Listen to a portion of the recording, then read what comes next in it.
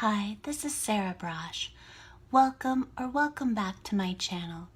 So today I'm going to talk about why I was a social pariah on campus at Yale and why the Yale Administration was looking for any reason to expel me and to destroy my life and discredit my work.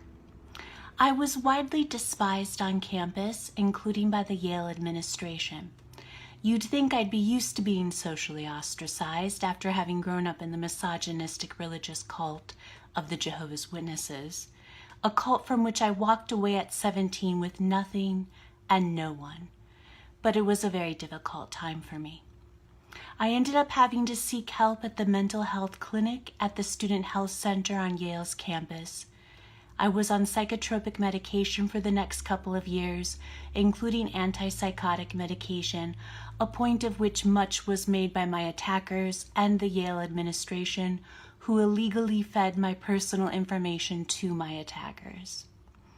In the spring of 2015, during my first year in the PhD program in philosophy at Yale, our department was undergoing a search for a tenure-track assistant professor position. I actually hadn't been much involved. I found out that some of the graduate students had been trolling online for dirt on the job candidates. Someone found some years-old comments that one of the job candidates had made regarding homosexuality. I believe that these comments were made on explicitly Christian community forums. More or less, the comments expressed his adherence to Christian doctrine on all matters, which he understood to include biblical scripture. He then said that he understood biblical scripture to include a prohibition on sodomy, which he understood as including a prohibition on homosexual sex. That was basically it. These years-old online comments were interpreted as anti-LGBTQ hate speech by many of the graduate students. They decided that they were going to wage a campaign to make sure that this particular job candidate, who was our only person of color job candidate, would not, under any conditions, get the assistant professor job. I tried to speak reason and common sense to them.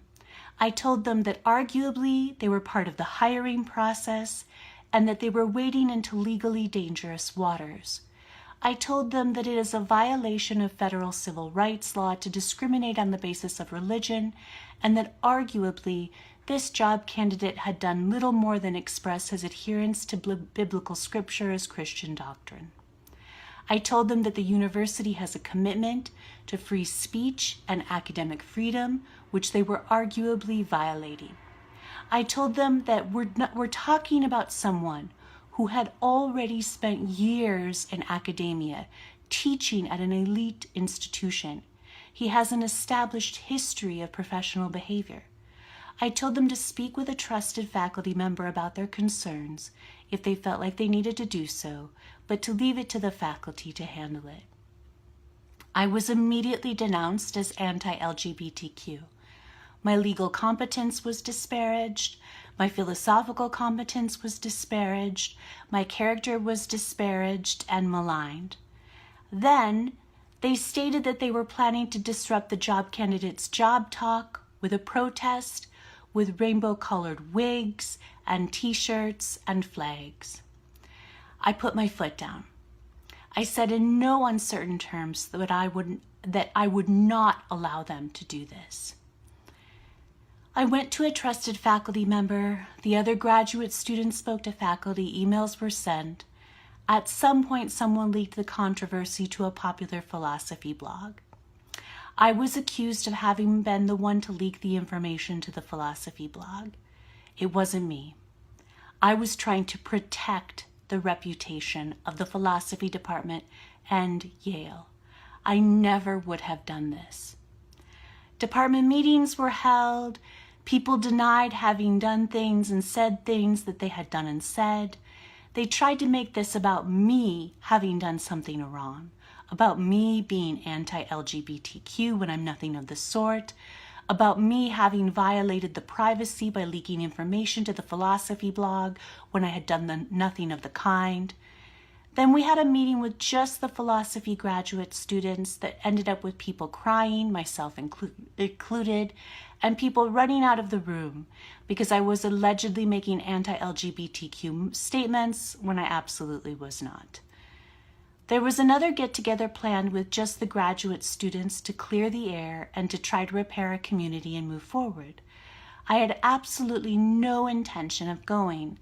I figured it would devolve into a Sarah bashing session. A couple of the faculty members talked me into going. They assured me that the other graduate students were sincere in wanting to mend fences. It was even worse than I had feared.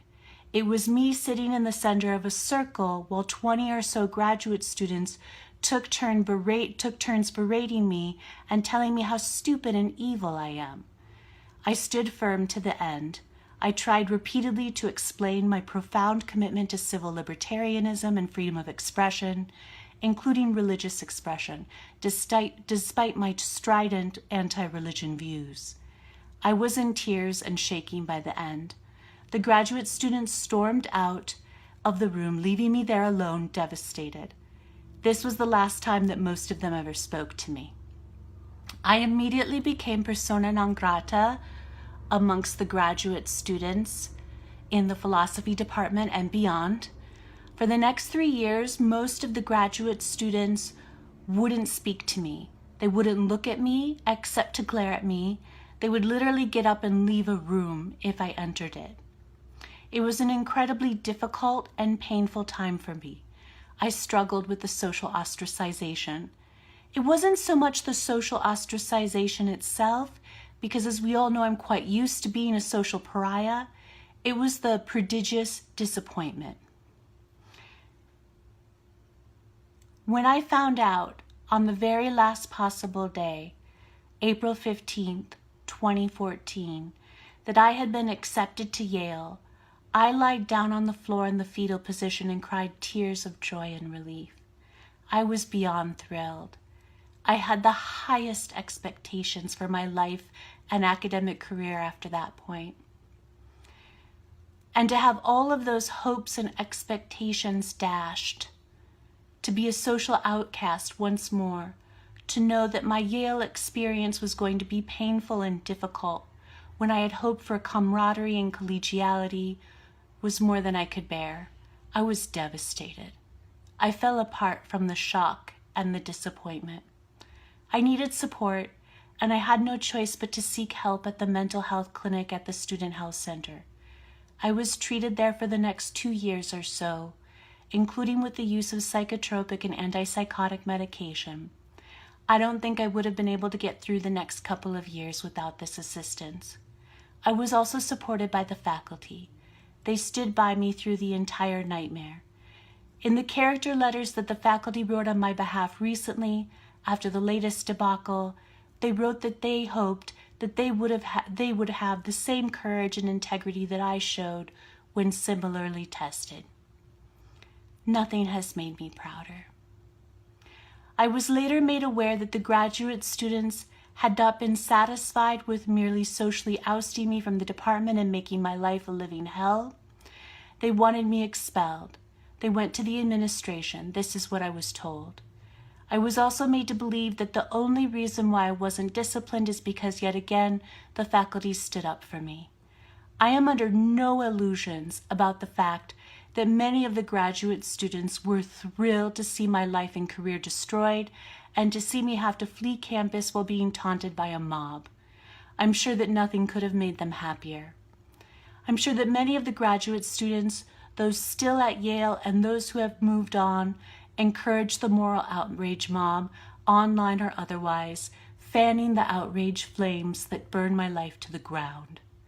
I am also under no illusions that the administration was positively thrilled when I was accused of a racist hate crime this past spring. I believe that they jumped at the chance to publicly brand me a racist, thereby destroying my life and discrediting my work.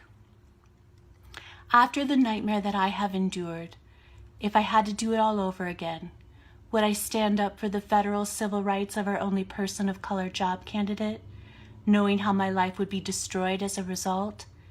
In a heartbeat. I am a profoundly committed civil libertarian. I can only live a life of integrity. My commitment to free speech is principled. Unless you stand up for everyone's right to express themselves, even to express ideas with which you could not disagree more, then you don't believe in free speech. This is why my more religious friends were the first ones to stand up for me. This is why they stood by my side throughout this nightmare, despite my egregious anti-religion rhetoric of the past. They knew I would do it for them, in a heartbeat, without hesitation, no matter the personal cost. Because they had seen me do it. They had seen me risk my career, risk everything, to stand up for a stranger's federal civil rights, including his freedom of religious expression rights. Thank you so much for spending this time with me.